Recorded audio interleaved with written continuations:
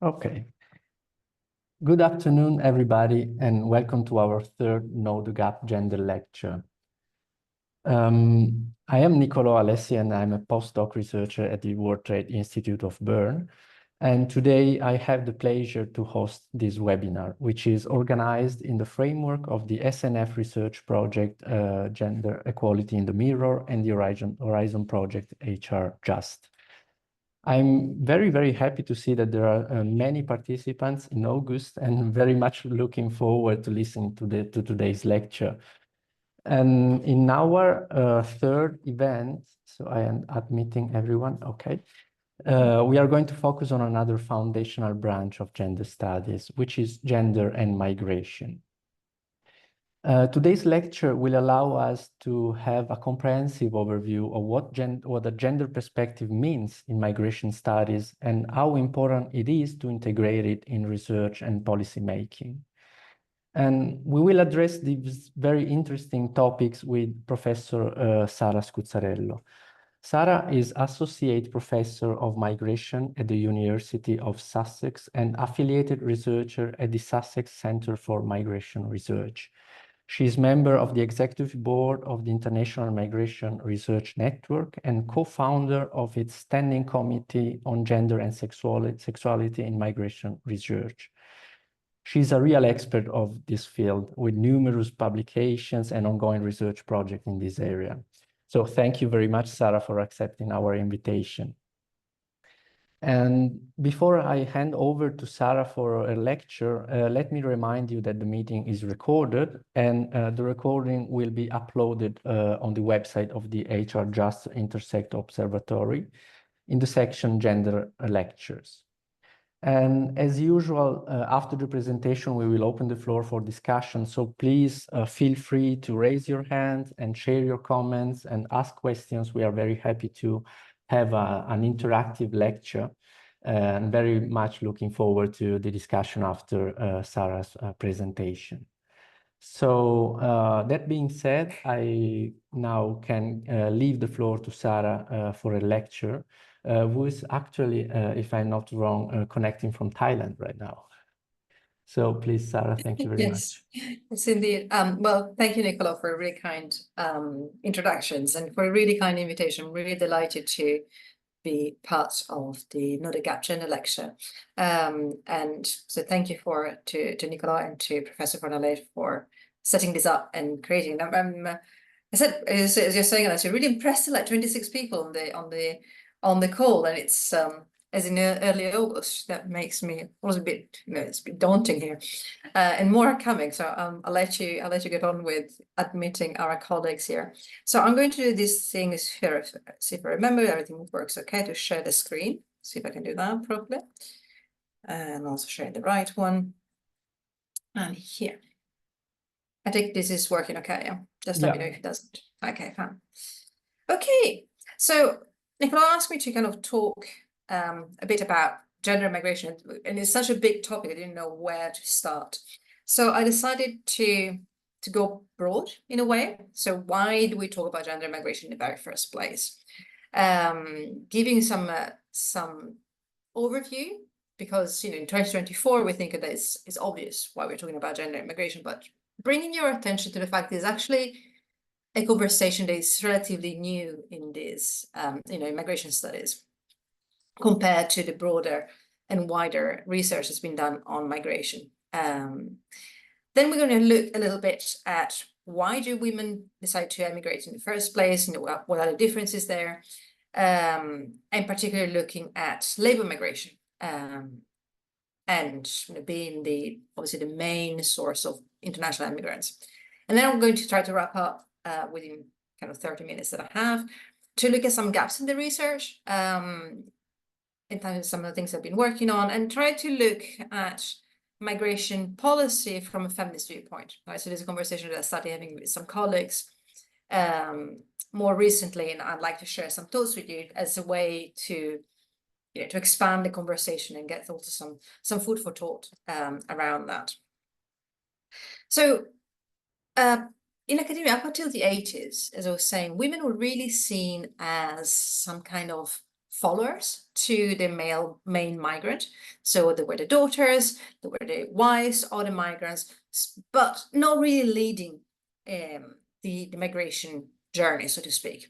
So it's not until the kind of mid-80s, in a special issue International Migration Review, that we started centering the conversation around female migrants as in their own rights, right? But the story around women, kind of female migrants being relatively marginal is a trope that really continued to live up until recently.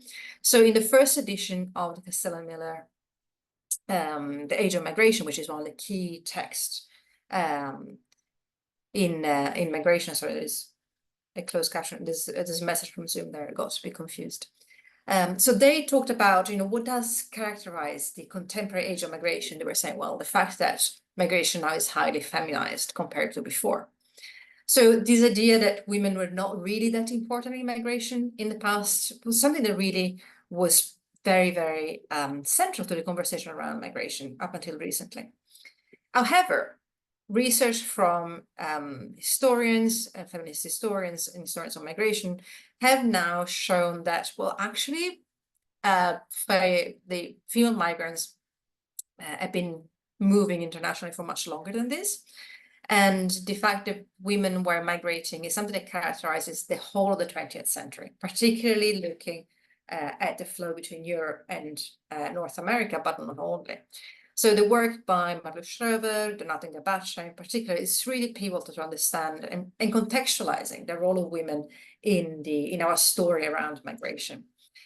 And they pinpoint the beginning of the 20th century because that's where most nation states started regulating migration, some states introducing policies that were explicitly or implicitly barring one sex to enter over the other. So creating this kind of a skewed migration flow from particular countries. I'm thinking about the Chinese Exclusion Act of the 1882 in the United States that prevented Chinese workers, who were mainly men, from entering the United States, creating therefore a shift in immigration from China, which then changed later on to a complete ban. That's a different story.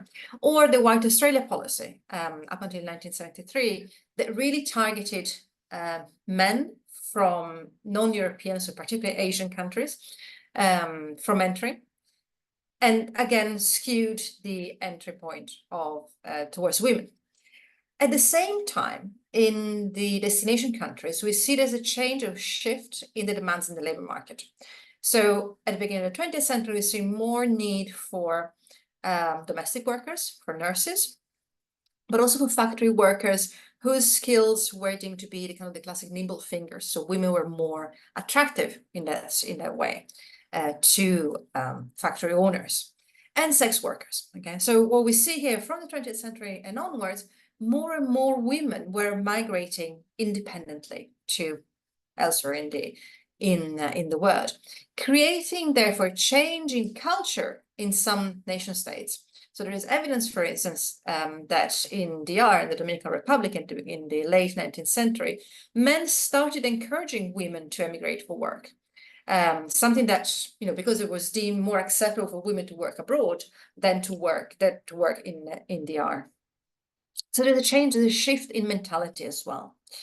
And this is again from the work by Donata Garbacia, showing how in the dark blue, which I don't know if you can see, the dark blue line being the kind of the total, sorry, there's a bar here, there you go. So, showing the percentage of women migrants, and the light blue showing the total of immigrants. So from the 1840 to 1920. So what you can see is that the number of women, the female share of international migrants, is with some peaks and in kind of the late 1870s, tends to be round about, in the upper 30%, 40% bracket. And this is something that has become more and more and more equal in the last decades. Okay, so as of today, broadly speaking, we can say that women do make up about 50% of the international migrants. This is data from the IOM report, the latest migration report for 2024. So in that sense, Castell And Miller were right? In a way, we have a much more constant number of women migrating that makes up half of the share of international migrant. What is important to do here, however, is to start unpacking these numbers, okay? Because it's very easy from this first graph here to see that, or to claim that, oh, well, women make up half of the migrant cohort.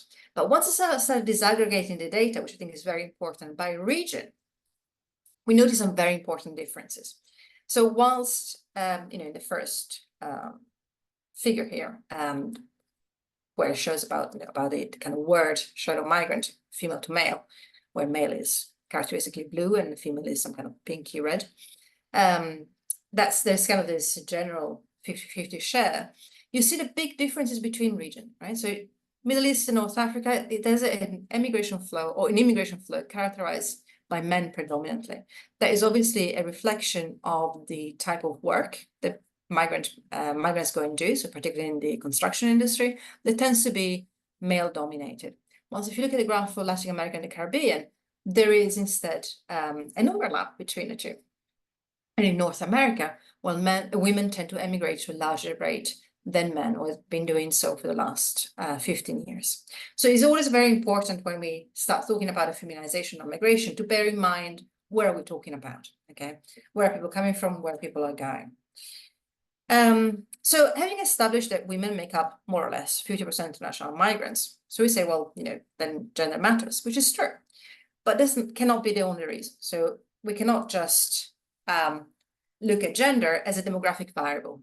We need to look at gender in a broader, in broader terms, as a form of differentiation that will shape why people emigrate, their ability, material abilities they have, the patterns of migration, their experiences of crossing a border, how do they fare once they settle, and what is their relationship with family. So there's been a shift in feminist migration scholarship from looking at women in migration to looking at gender and migration. So not just looking at the experiences of women who happen to emigrate, but looking at how gender, understood as a structure of power, creates certain opportunities for some people to emigrate and constrains the ability of others to emigrate. Okay, so we're asking today, how does gender inform the political economy of migration? Right? So when we talk about, I showed before the graphs of the differences in the percentage of male versus female migrants, well, a lot of that is down to the type of jobs that are, or the labor market gaps that are present in the country of destination. How does migration reshape gender relations? One question that a lot of people always ask, is migration empowering? Well, it depends, very much depends. In some instances, the emigration of a woman from especially global south to global north can be an empowering experience where she accrues more social capital, more financial capital, but in other instances is not, okay? So it's very much an empirical question.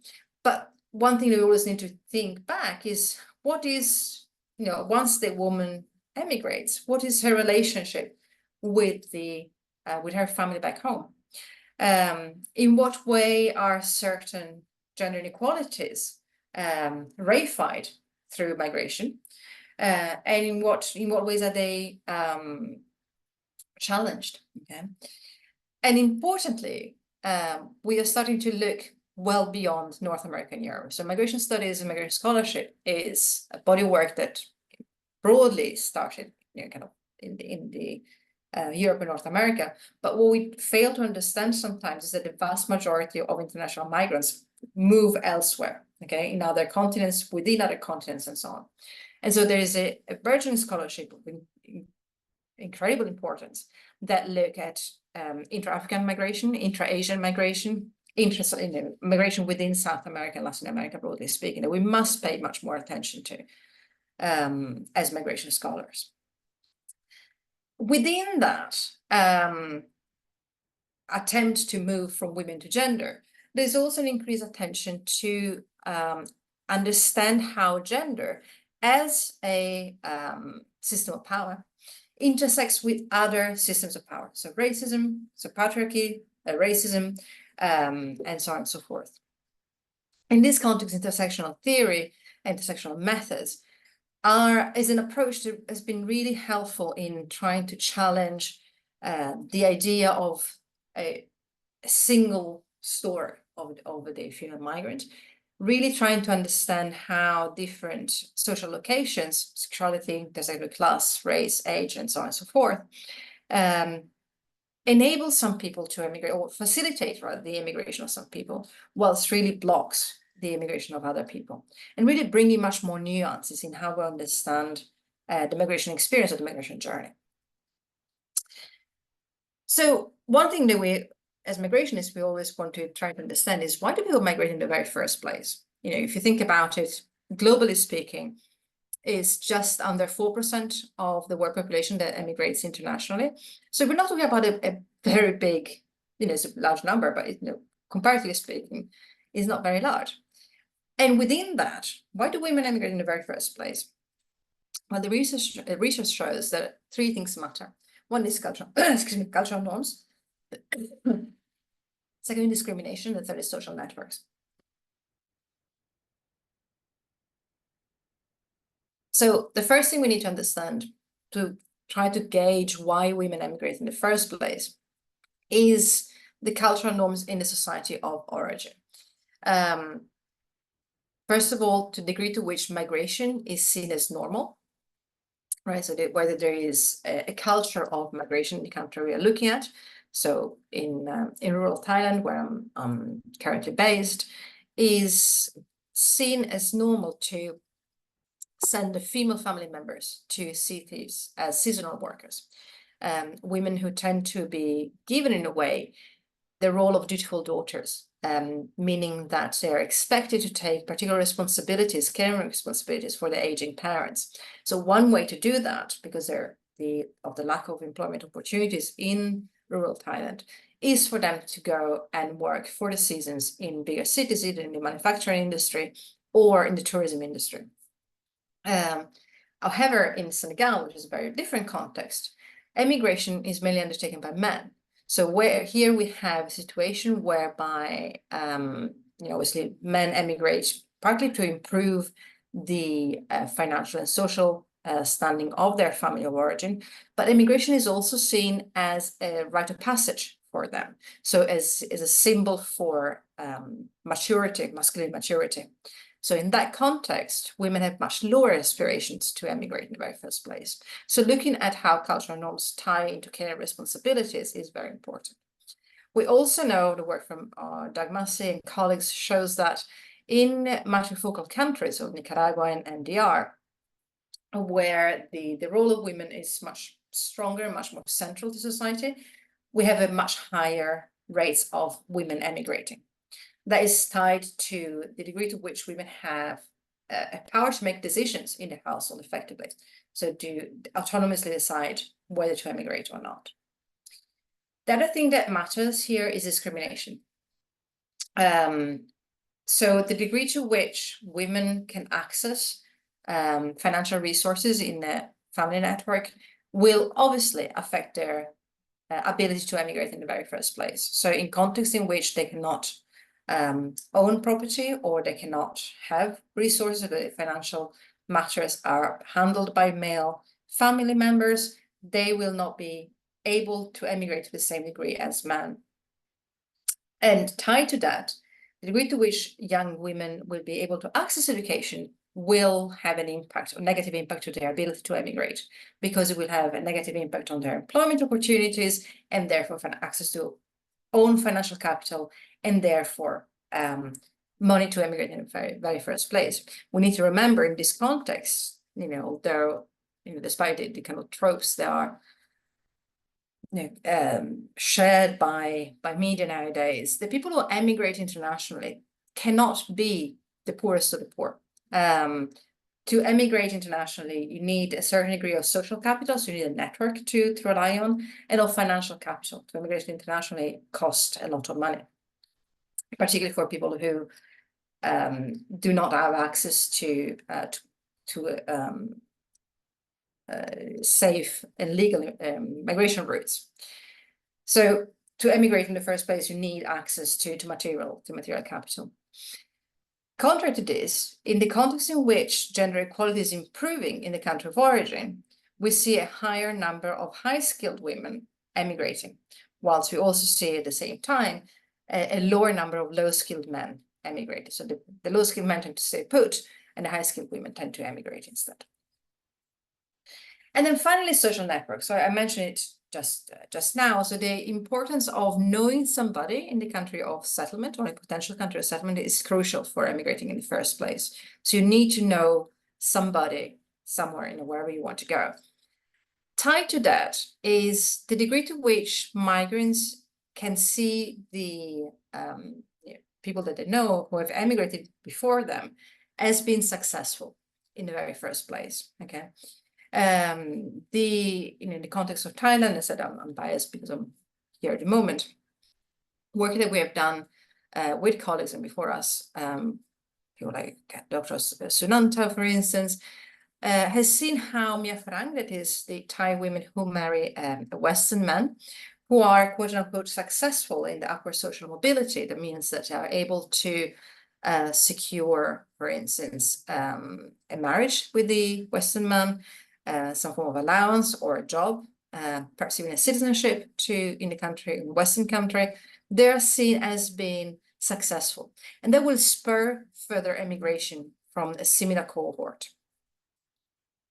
Linked to that, so it doesn't just change the aspiration of the individual woman, but it also changes the aspiration of the family as a collective, who will be part of the decision of whether that woman to emigrate in the first place, because they see that the improvement, in terms of the social improvement of the immigrants, doesn't just benefit the individual, but also her family has been left behind. So seeing the success, again, quote unquote, of migrant families or families where there is a female migrants will encourage a higher number of women to emigrate, a higher number of girls to enter education, and therefore change their aspirations. So emigration will be a pathway, but it might also change the reason why you emigrate or the ability for you to emigrate in the first place. So let's zoom in very quickly on labor migration and gender, mainly because, as I was saying before, labor migration or labor migrants are the largest number of international migrants worldwide. And despite what is sometimes said about migrant women not participate or not being active in the labor market, data shows that compared to native women with regional variations, obviously as shown in the map here, migrant women tend to participate to a large degree in the labor market, not to the same level as non-migrant women, but nonetheless. However, their work is condensed, kind of focused in very specific sectors. Now, this is data from 2016, so it's a little bit dated, but it's still, sorry, it's from 2000, but it still is valid in its content. The vast majority of women migrant workers tend to be focused in the domestic sector or in the low-skilled services sector. So I'm thinking about tourism, sorry, not tourism, service industries or the food industry, or in the high-skilled service sector. So here I'm thinking about carers, I'm thinking about well-being, tourism sectors, and so on and so forth. Looking very briefly at women in the domestic sector, according to ILO, there's at least 67 million domestic workers worldwide, and a very large proportion of which is in Asia. So this kind of intra-Asian migration. And as you can see, is widely commercialized, as you can see from this this ad on the screen. And that's the result of, on one hand, women in the receiving country entering the labor market, so therefore leaving a gap for who's going to look after children or aging parents, but also coupled with a declining of the welfare state in the global north for both childcare and elder care, and the care work being marketized, right? So it's such as this this ad here says, you know, give your wife a maid rather than a diamond. That is kind of the maid being objectified to the highest degree. Migrant women also are very highly represented in the healthcare sector, so it could be highly skilled healthcare sector. And that is created by, again, a dual dynamic. On one hand, there is the receiving state, who has big gaps in the labor market in particular sectors such as nursing, for instance, and elder care in public hospital, for instance. And so they're either use recruitment agents who can support migrants to navigate the whole visa procedures, or has particular pathways for immigration of particular professions. So nurses, for instance, are facilitated, entry is facilitated in a number of European countries. At the same time, we also have sending state who have developed an immigration policy in a way that is part and parcel of their development strategy. So the Philippines is quite often taken up as an example for graduating more nurses than what they can actually offer employment for, secure or convinced of the fact that many will try to seek job abroad.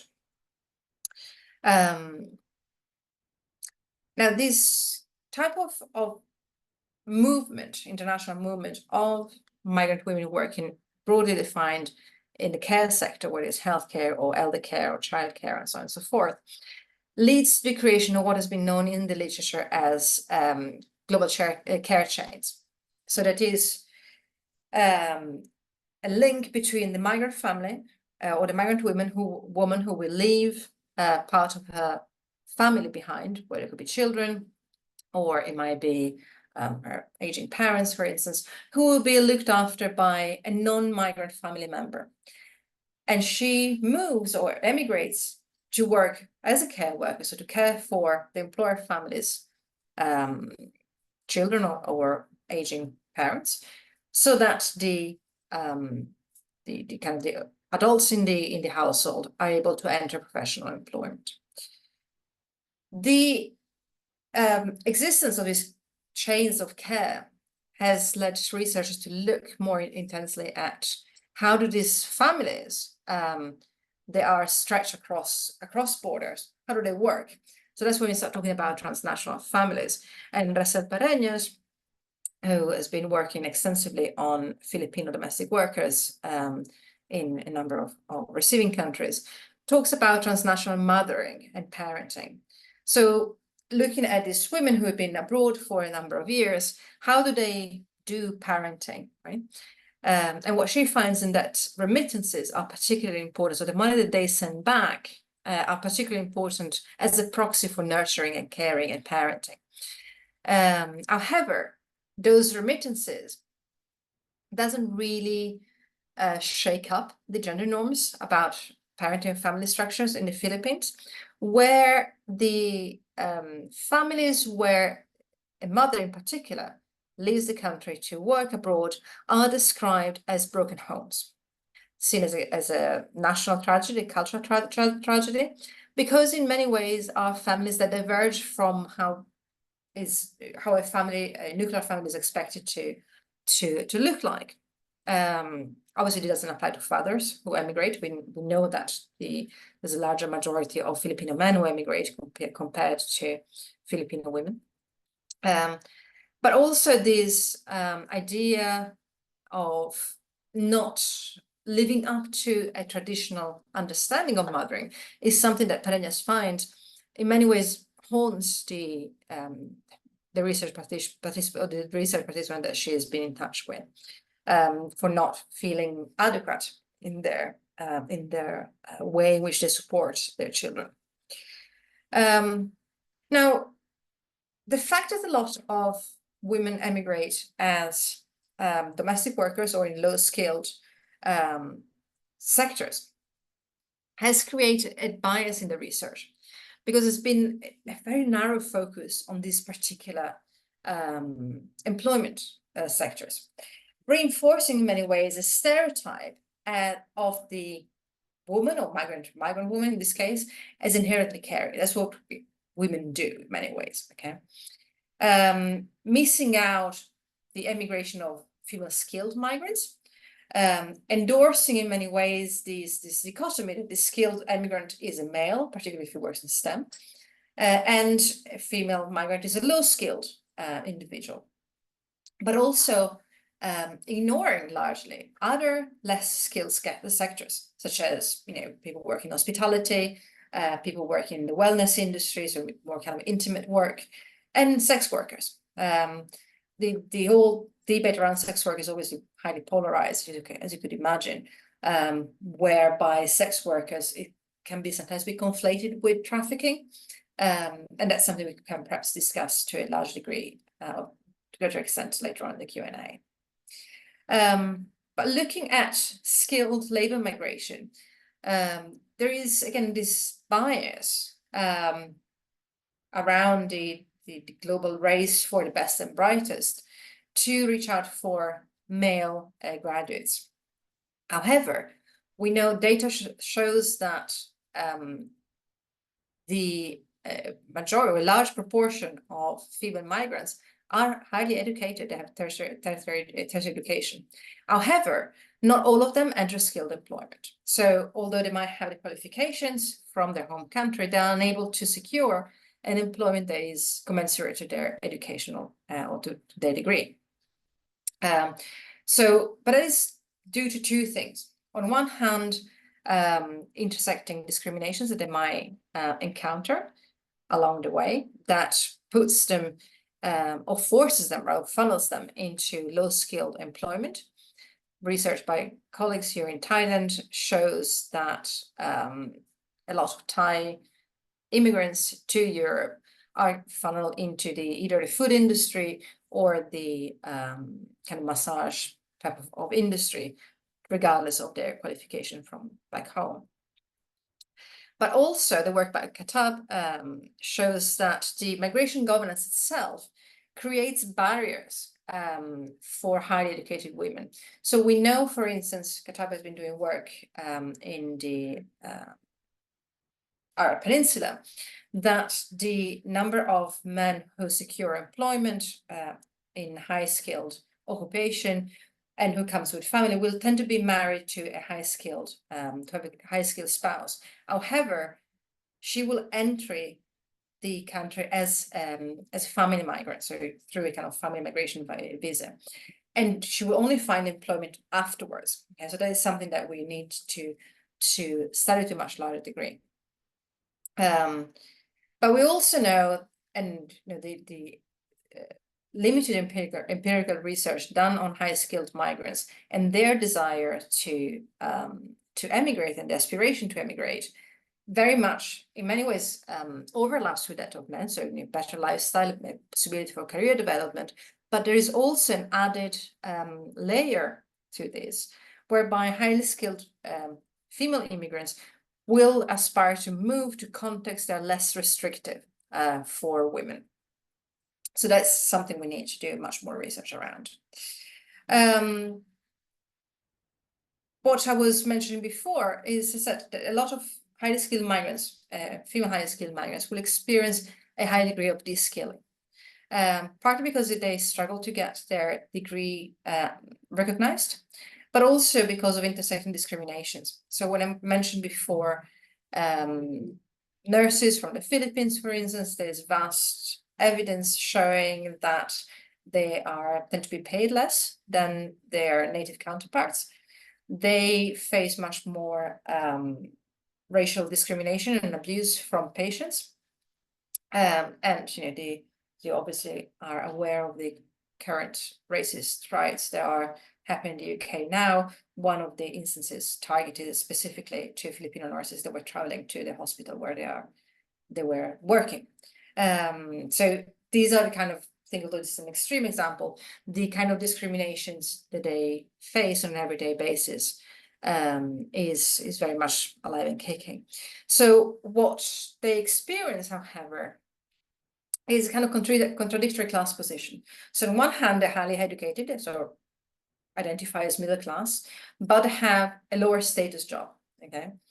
Which is how it's, in some instances, not in all instances, but in some instances, commensurate or compensated by the higher pay that they would be able to, or that they would be able to receive in their homeland. Okay, so it's a kind of a tension there. So let me wrap up looking at a few gaps that remain among the many. Okay, so I've spoken, although we've been trying to talk about the importance of gender in migration studies, I've so far spoken about women only, and we need to remind ourselves that men also have gender. And so we need to look at how masculinity, for instance, is affected by migration. Now, there is a burgeoning research around this, and I'm very glad to see it. But we need to understand much more how masculinity is negotiated, how is it performed after migration, how does it intersect with other social locations, so for instance, race and class, to what degrees the understandings of masculinity, Western understanding of masculinity, take priority in our analysis of male migrants. We need to look to much larger degree of the role of fathers in transnational families. There is a tendency to just look at mothers and either ignore fathers or to assume that fathers are uninterested in their relationship with the left behind family. But that's not necessarily the case. Another gap that remains, and something working on and other colleagues have been working on, is to challenge the assumptions that international migrants are cis heterosexual individuals. As for the rest of society, they will be gender conforming LGBTQI immigrants, right? So we need to understand to a much larger degree what are the experiences of migration, of settlement. There's a burgeoning research, a very important research, looking specifically at asylum seekers who are seeking international protection on the basis of sexual orientation and gender identity. And I know that Moira is here in the audience, so the work that Moira has conducted with her colleagues is absolutely crucial in this sense. But what about the migrants who come for other reasons than asylum? How do they experience legal borders and crossing borders? Is it similar? Is it different than cis hetero migrants? How do they experience the social borders in society, social boundaries in society? What kind of challenges do they face?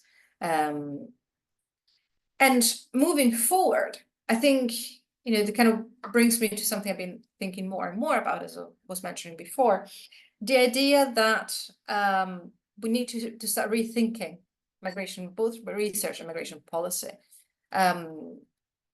Might not be for everybody, but I think we need to have a much more strongly people-centered approach, looking at, not just look at how migrants are affected by the hostile environment almost as passive objects of it, but to bring them to the table to develop immigration rules that are sensitive to their needs of those who are affected by them, but also bring them to the table on non-migration issues.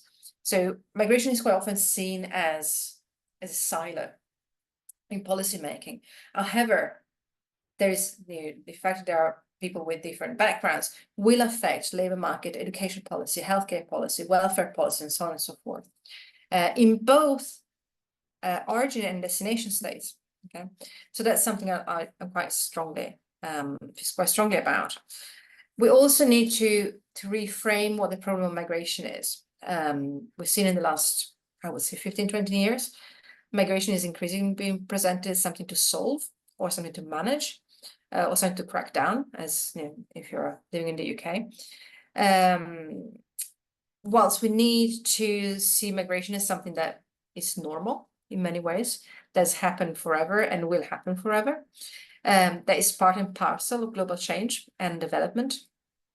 But also we need to move away from the more victimizing narrative. So as you can gauge, migrants can either be portrayed as a threat of some kind to the host society or to the recipient society, or as a victim in need of protection. I firmly know for a fact that migration is mainly an act of agency. To decide to leave what you had to go to a different country takes a lot to do. And this victimizing narrative really doesn't fit the reality that I see and that I experience myself. Linked to that, so reframing the problem of migration is also important in presenting human security as something that is as important and interlocked with national security. So quite often when we talk about migration, or when policymakers talk about migration, they present it as a threat to national security. But what we forget in that is a discussion around human security. And by prioritizing national security at the expense of the migrants' human security, it means that we can create a discursive space whereby migrants can be ignored, their plea can be ignored, and more restrictive policies can be implemented and justified by referring back to the national security paradigm, so to speak, and therefore creating higher and higher barriers that don't deter migration. We know they don't deter migration at all, but rather put people at risk. Linked to this, therefore, is the crucial importance of creating pathways for regular migration that are consistent and they are human right based. Importantly, we need also to remember that these type of migration policies and research need to be transversal, needs to be built on solidarities with indigenous minorities, among others. But also within that, I think it's also very important to somehow, and it's difficult for me to say this in the context of what's happening in the UK at the moment, to listen to the other side to some degree. It's quite often I hear and feel that there is a rebut around people who express concerns around migration. But what I always understand with most people is that whilst they might be using migration as a scapegoat, we need to understand what they are actually concerned about. So migration is easy, or migrants are easy to target as a scapegoat. People have done that for hundreds of years. But we need to listen to what their real concerns are. So it might be that people don't have a job, it might be that their school does not provide the sufficient education. And once you start understanding that, perhaps we can have space for greater dialogue. Okay, so I think I stop there. I spoke for hopefully not too long. Thank you. Yeah. Thank you very much for this lecture. It was really, really interesting and thought-provoking. I think you touched upon so many fundamental issues in this area, and I think you provided us with tools to navigate the field and to go on better understand this really interesting area. I think it's impossible to summarize all the inputs we got from your lecture, but I would say that you really touched upon fundamental points, like the fact that we had an incomplete picture of the phenomenon of migration, just also for because of a quantitative reason. We are overlooking 50% of the phenomenon, but also of the idea that gender and migration have bi-directional relationships. So gender impacts migration and migration impacts gender as a structure of power.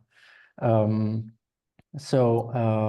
also I think that we can also see from this lecture the strong connection that there is between research and then policy making. So the biases that are present in research then apply to policy making, and then keep being applied and keep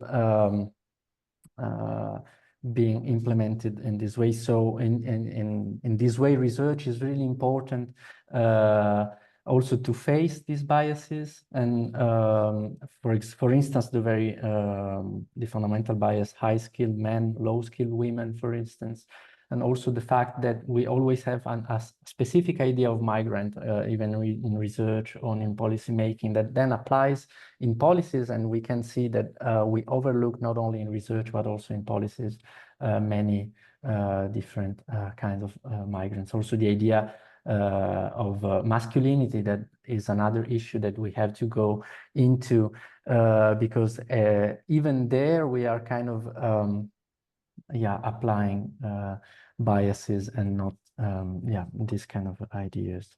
So I won't take more room, because I hope there are interventions from the audience. So I will now open the floor for that. Thank you, Nicola.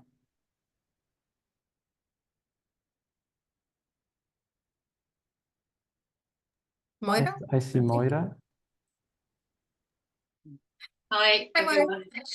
Sorry to jump in, but I couldn't resist. That was so interesting, Sarah. Especially, I thought it was really impressive the way you managed to kind of do a sort of global mapping, but without generalizing and honing in on specific issues in particular contexts and places.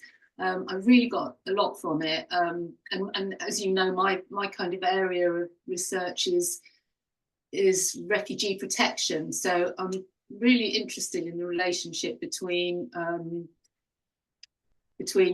migration and sort of forced migration, agenda, and agency, and people having agency, but in the context of forced displacement, and then gender within that. So those really kind of interesting figures that you showed about changes in gender-based migration or immigration in different regions.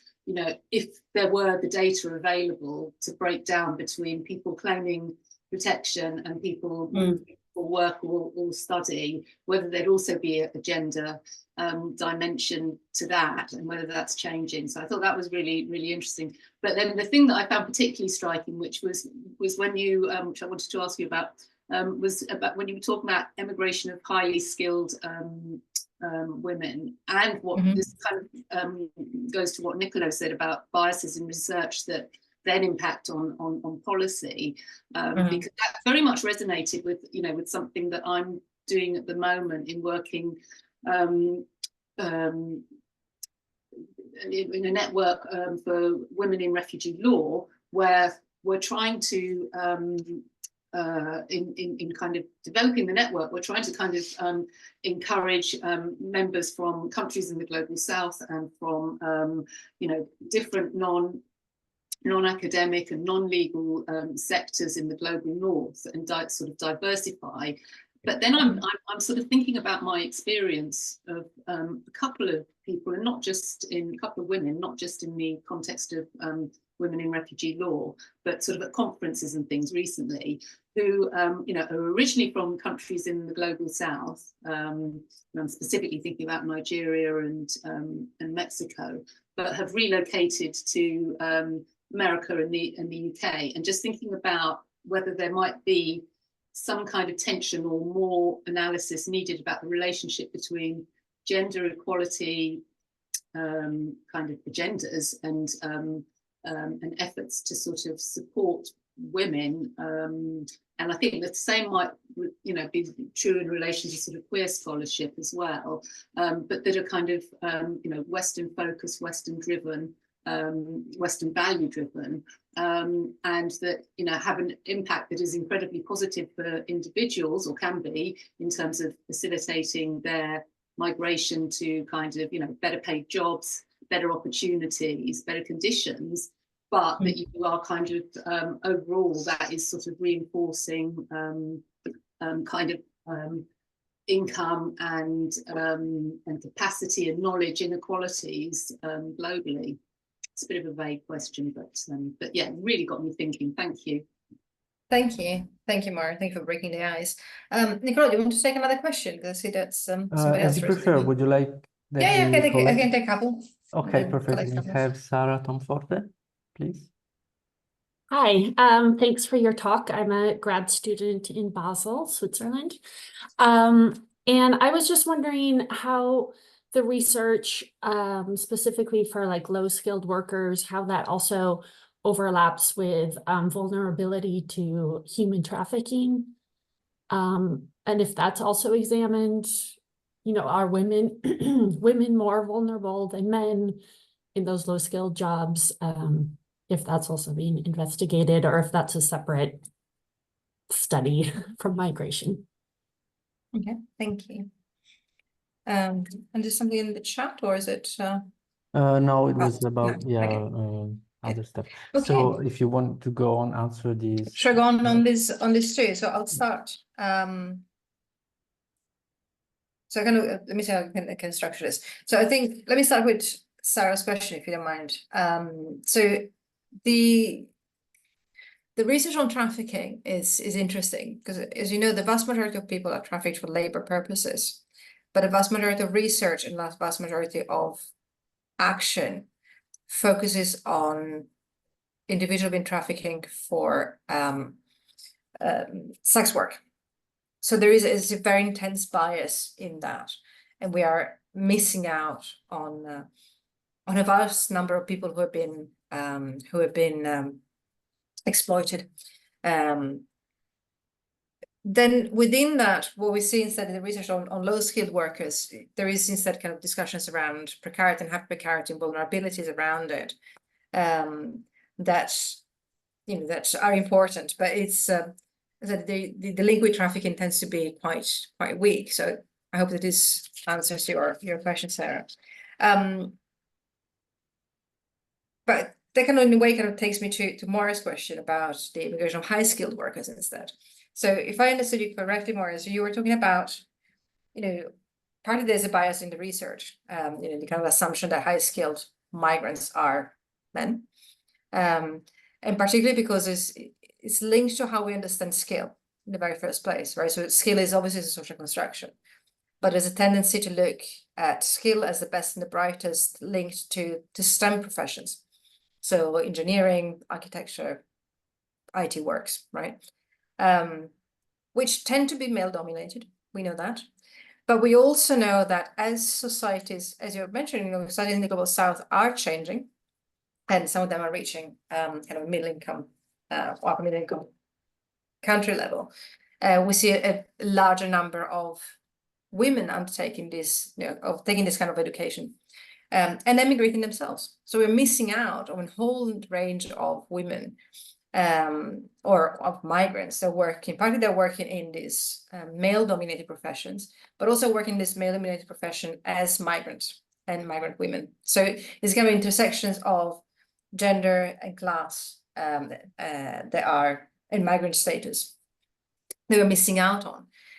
But also within that, there is work by Tuba Birkan, which I find really interesting, on high-skilled migrant women. And it's, partly it's the kind of intersecting discrimination that they will face in specific sectors of society. But also, how does that tally with the lack of support in terms of reproductive labor? There is an assumption that as a male migrant working in kind of highly skilled professions, there is no considerations around their reproductive labor as a migrant family, and the burden of care duties instead tend to fall on the female migrant. So what highly skilled migrants, as I was mentioning, the work at Katab is quite telling in this respect. They enter as spouses most of the time, and so they enter a new country as spouses, and they've experienced a period of professional stagnation, where they have nobody in many ways, apart from either kind of a cohort, if they manage to create a kind of a social network of people with similar experiences or migrants with similar experiences. But they certainly have no family, and therefore feel that they are almost funneled into a period of taking leave from their job, and which obviously detrimental consequences for their professional development. Because that is not a leave that they might not have wanted to take in the very first place, but they find themselves in that situation. So there are two things. On the one hand, we don't really know what's happening to a lot of women who enter as professionals, but then also for those who enter as family members but have skills from back home, what happens to their own career development, to their own professional aspirations, and their ability, therefore, to face discrimination and the kind of intersecting discrimination that we were mentioning before. I think it's important to, although I haven't spoken about forced migration today, it's obviously really important within the context of broad migration and gender. Just to mention this, I think you say agency is crucial even in the context of forced migration. So agency might be constrained, but there is a lot of agency within that. But we know that women in situation of forced migration can be put in a position of increased vulnerability compared to male forced migrants, particularly when they are in a situation of protracted displacement. So when they are in a refugee camp, for instance, or waiting for their adjudication to go through for years on end, they even the sheer way in which they move around the camp is shaped by their gender in many ways. So the security and the safety is shaped by this. So that's something we really need to, obviously the work by Jane Friedman is crucial in this context. So let's also remember that there is certain differences as well in that they are important to capture. And within that, so we talked very briefly about LGBTQI migrants. As forced migrants, there might be particularly gender non-conforming forcibly displaced individuals might be facing even stronger challenges to their journey, especially if they are in a position or in a condition of protected displacement and singled out as being a member of LGBTQI community, for instance, singled out within the camp, for instance, as it happens, for instance, in Uganda. So those are all things that we need to think about. There isn't that they're not that we need to bear in mind as we're doing this research. Let me see. Yeah, thank you. I think there's another question from the chat that I'm gonna read. Mm-hmm. I just want to say that, yeah, it's really important the fact that we are maybe trying to make research meet with the complexity of society of this phenomenon. And maybe the point you made about policymaking that must include also migrants in general. So participation is a very important tool for policymaking that better meets the complex reality of this phenomenon. I think it is, but at the same time, it's also very important to be mindful of who we include in the, on that table. Done extensive work on quote unquote integration policies, right, across Europe in the past, and the way in which this quite often consultative bodies they include migrants is described is for including the great and the goods of the migrant communities. So therefore, thereby automatically excluding younger people, LGBTQI people, women, many times. So it's very important to kind of have a very mindful eye about who is on that table and whose story are we taking, and reminding ourselves that as it's been now said many times, culture is a story. Culture is not a given. That is not something fixed, and it's important to bear that in mind as policy are made and developed. Sorry to chip in, Nicola, but I thought it's important to kind of point that out. Yeah, thank you. So there's I think a last question we can have from Patricia Gaitan from Mexico. She tells that it was really an interesting conference. And when we talk about gender, we talk about something personal that becomes public. The migration of women requires new international public policies that protect them and their children. What do you think about migration and gender in relation to the need of some countries for care and reproduction? Yeah.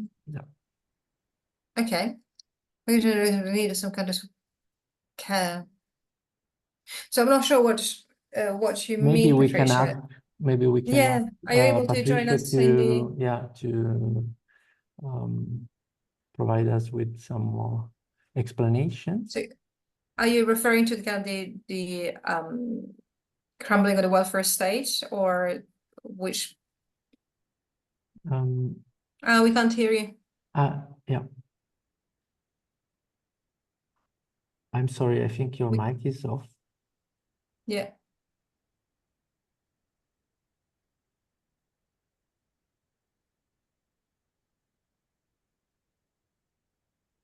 Yep. Okay, so let me see if I read this right. So just give me a nod if I'm on the right track or do something else if I'm if I'm not. So I think you mean here, how does this what is the role of migrant women in situation in which there is a kind of a care gap, I suppose, in instances where the welfare state is shrinking. Is it more or less where you're going? Okay, let's start from there and see how we go. So I think it kind of brings me back a lot to the period of the pandemic, right? Although it seems many years ago, it's just what, 4 or 5 years ago, where it became very clear how some professions, particularly in the, not only, but for the context of this talk, in the kind of the care industry, were seen as crucial for society, right? Indispensable for society. But it was very clear that the people doing those jobs were seen as very much disposable in many ways. So what the pandemic really brought to relief to me was how the job done by these migrant women is pivotal for the functioning of particular sections of society, particularly the global north, but not only.